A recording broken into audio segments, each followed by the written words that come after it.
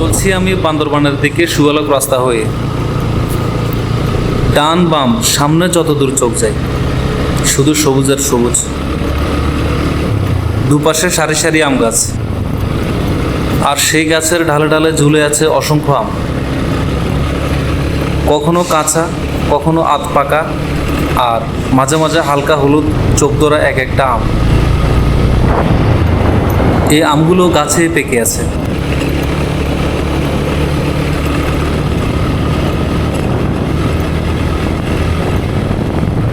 এমন দৃশ্য আগে হয়তো কখনো চোখে পড়েনি। আসলে জীবনের ব্যস্ততা আমাদের প্রকৃতির এই সহজ সৌন্দর্য থেকে দূরে সরিয়ে দেয়, এবং আমরা সরে যেতে অনেক সময় বাধ্য। আজ এই পথ চলতে চলতে মনে হচ্ছে আমিও গাছগুলোর মতো দাঁড়িয়ে কিছুক্ষণ নিঃশব্দে অনুভব করে বাতাসে ভাসতে থাকা আমের সেই মিষ্টি গ্রাম। এই গাছগুলো যেন পরিচিত কারো মতো, যেমনটা একটা বুড়ো আম গাছ যার নিচে ছোটবেলায় খেলা করতাম। আজও সেই দৃশ্য মনে পড়ে, ঝাঁপিয়ে আম পেড়ে খাওয়া, ছায়ায় বসে গল্প বলা। আর এখন বলছিলাম আমাদের বাড়ির সেই স্মৃতির কথা। এই সুয়ালকের আম বাগানে সেই সব পুরনো স্মৃতি যেন চোখের সামনে ফুটে উঠেছে।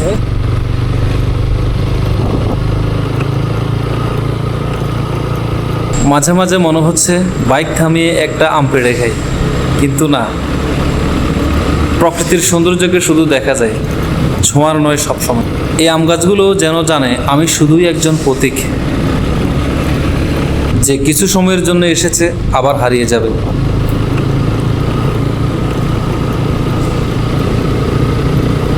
তো বন্ধুরা, এই রাস্তাটা শুধু একটা রাস্তা না, এটা যেন একটা সবুজ সুড়ঙ্গ, যা আমাকে শহরের কোলাহল থেকে প্রকৃতির গভীর নির্জনতায় নিয়ে যাচ্ছে। আকাশ মেঘলা, বাতাস ভিজে আছে, চারদিকে ঝিরিঝিরি বৃষ্টির ফোঁটা। রেইনকোট গায়ে এবং অনুভব করতেছি প্রকৃতির এই মোহময় দৃশ্য। আর এই আমবাগানের সবুজ ছায়া যেন মনটাকে একেবারে শান্ত করে দিচ্ছে।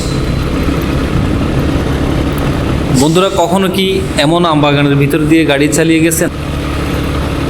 এই দৃশ্য, এই গন্ধ, এই শান্তি, এগুলো চোখে দেখা যায় ঠিকই, কিন্তু আসল আনন্দটা হয় মন অনুভব করতে। বান্দরবানের পথে এই সুয়ালকের আমবাগান আমার সফরকে যেন আরও পরিপূর্ণ করে দিয়েছে। আপনারা যদিও কখনো আসেন, একটু থেমে এই গাছগুলোর সাথে কথা বলে নিন, কারণ প্রকৃতিরও একটা মন আছে, আর সেই মনটা আমরা যত দেখি তত আপন হয়ে যায়।